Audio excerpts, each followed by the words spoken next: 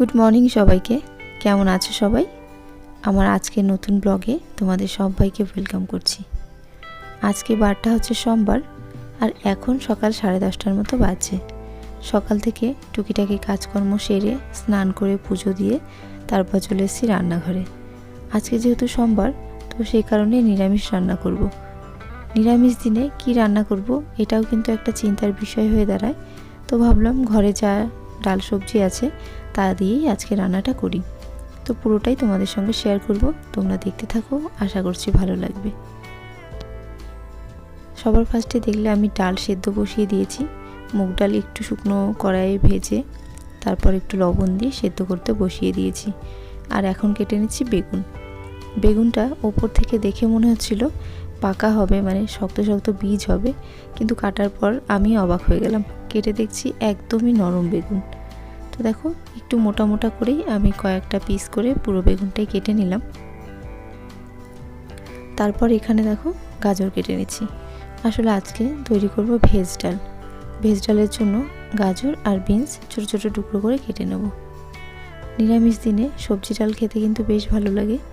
শুধু নিরামিষ দিনেই নয়, ডালের মধ্যে কিন্তু যে কোনো সবজি মানে ঝিঙে, লাউ, মূলো এই সমস্ত দিয়ে খেতে কিন্তু বেশ ভালো লাগে। তো দেখো আমি একদম ছোট করেই কাটছি যেন তাড়াতাড়ি সেদ্ধ হয়ে যায়। আর ভেজ ডালের জন্য বিনস গাজর কিন্তু এরকম ছোট করেই কাটা হয়।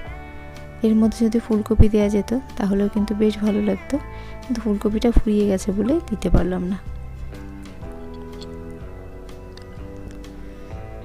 বিনস আর গাজর কাটার পর ভাবলাম কটা আলুও কেটে নিই।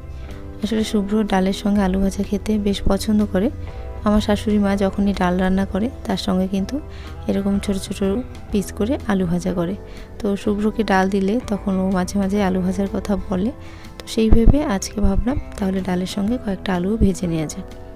তো দেখো একদম কিন্তু ছোট করে মানে পাতলা করে কাটছি না, হালকা মোটা করেই কেটে নিলাম।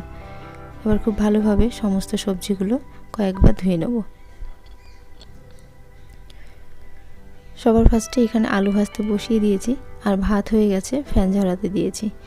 আজকে আলু ভাজাটা কোনো রকম কিছু ফোড়ন ছাড়াই শুধুমাত্র লবণ, হলুদ আর একটা কাঁচা লঙ্কা দিয়ে ভেজে নেব। আর এখানে দেখো বেগুন যে কেটেছিলাম তার মধ্যে লবণ আর হলুদ দিয়ে খুব ভালোভাবে মাখিয়ে রাখবো।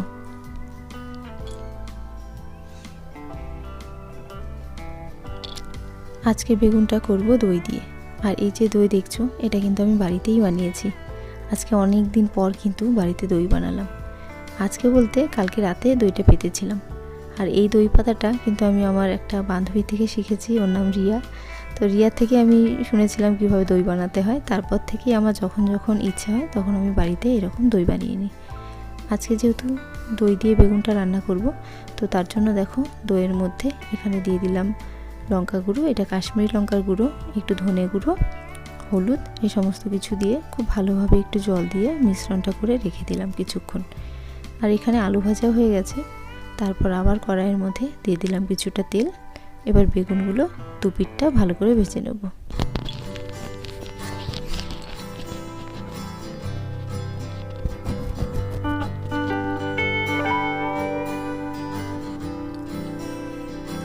তো দেখো বেগুনটা খুব ভালোভাবে আমি দুপিঠ একটু লাল লাল করেই ভেজে নিয়েছি।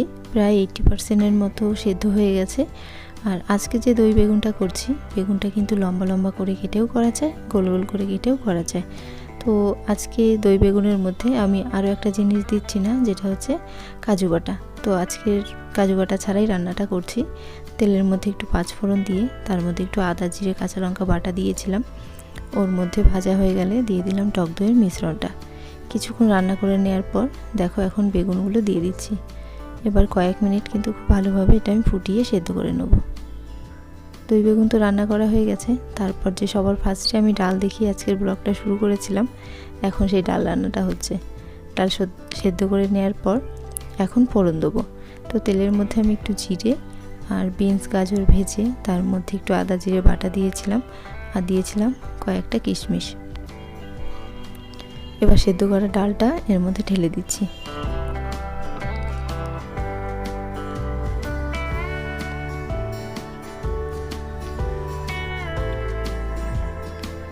ডালের রঙটা কিন্তু বেশ ভালো এসছে।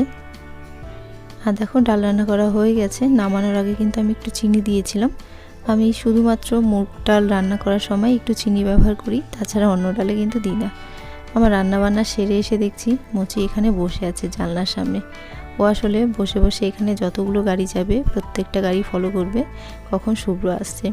এটাই ওর কাজ। সকাল বিকেল রাতে যখন শুভ্র অফিস থেকে ফেরে তখন ও এরকম বসে বসে দেখে কখন আসবে। আর সেই সুযোগে আমি তোমাদের একটু বাইরের পরিবেশটাও দেখিয়ে দিলাম। হালকা হালকা কিন্তু রোদ আছে। তো দেখো শুভ্রকে দেখতে পেয়ে ও ডাকতে শুরু করে, তারপর এসে আমি দরজা খুলে দিই।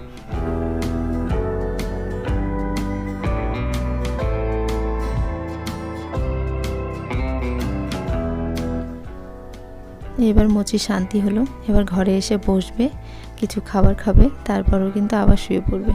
তো দেখো দেখতে দেখতে কিন্তু এখন দুপুর 3টে বেজে গেছে। আর এই অবেলাতে মানে 3টে মানে অনেকটাই দেরি, এখন চলে এসেছি আমি খাবারটা বেড়ে নিতে। তো আজকে কি কি রান্না করলাম সব কিছুই তো তোমাদের সঙ্গে শেয়ার করা হয়েছিল, শুধুমাত্র এই সবজিটাই তোমাদের সঙ্গে আজকে শেয়ার করা হয়নি। এই সবজিটা আসলে আমি কালকে করেছিলাম। এর মধ্যে আছে আলু, পেঁপে, কুমড়ো, পটল, গাঠি কচু, এরকম সমস্ত সবজি দিয়ে একটা নিরামিষ তরকারি করেছিলাম।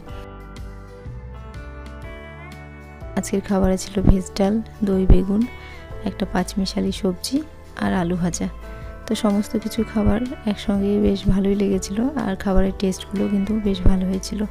তো তোমাদের ভালো লাগলে একটা লাইক করো, পাশে থেকো, ভালো থেকো, সুস্থ থেকো, টাটা।